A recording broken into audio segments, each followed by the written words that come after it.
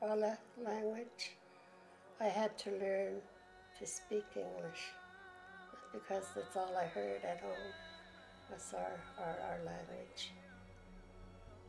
It's very different. There's nothing in our language that sounds like an English word that I know of. At the age of 5, I was sent to St. George's Indian Residential School. There I spent 12 years. The first 5, 6 years you're there, those were the toughest years. Not only the physical and mental abuse, the sexual abuse was also there. Oh, I had a hard time because I didn't know very much. I didn't learn very much in the Indian school. I was the very first one to go to the public school, and I didn't know nothing. Absolutely nothing. No vowels or consonants or anything like that. Algebra. And I'm supposed to be in grade 9 and know all these things. It was very difficult. There was one boy that put a bar of Lysol soap on my desk like I'm a stink Indian. Go and have a bath, you know, that kind of thing. And I used to walk by our place to get to the school. My dad had given that lot to them for the understanding that, I think it was you, Mitzi, for her to go to public school. Gave that property to them, to the whites, with the understanding that the family kids could go to school. But they reneged on that, and it wasn't until years later I finally got in there. Yeah. Well, if they're going to get anywhere in life, they have to know the English and how to read. Yeah. I guess we weren't supposed to learn anything. That was the bottom line. Keep them in the dark. Don't teach them anything. They'll want all their land back. I think it's very important because the world is so small now. We can travel anywhere. And language is so important to read, write, and learn and speak. I don't speak the language, but I understand it because Adi, my grandmother, spoke it to us all the time. She didn't speak English. And my parents never spoke it. They were residential survivors, I guess, but they were forbidden to speak their language. But my mother now, who's 93, speaks the language, and so did my dad after a while. And I understand it, but I can't hold a conversation fluently in our language. And when the teacher asked who would like to read, I always put my hand up and wanted to read because, as I said earlier, I love to read.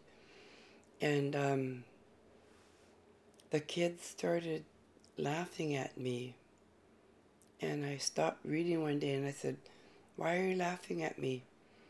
And they said, "Because you talk funny." Likwala. Yeah. That was Likwala. before English. Yeah, it was my grandparents, that's all they spoke. That's how come I learned how to speak, when I was young, very young. But when I got to school, I got strapped for speaking it, so it drove it right out of me. And I blame myself. I should have just, I could understand it perfectly, and I could, but I can't speak sentences. I could speak it, slowly, word by word. Yeah. Yes. Yeah. When our people speak in their language, before the meetings or even a prayer, it's more powerful than in English. that's the part that's lost when I feel so sad about that part in my life because I couldn't speak my language and to our people, even a prayer. It's really sad. My dad asked me. He knew I could I liked fishing. He said, "I think you're going to be a fisherman." He said, "You don't." He said, "Might as well just." That's when I left school. Grade 10. I finished 10, but I tried to go to 11, but I couldn't. I was too interested in fishing. I never kept my mind in school. That's what I'd tell them to go right through school and learn our language too, because it's important, and learn and even the culture. I think every bit of our culture. I don't think we should lose it.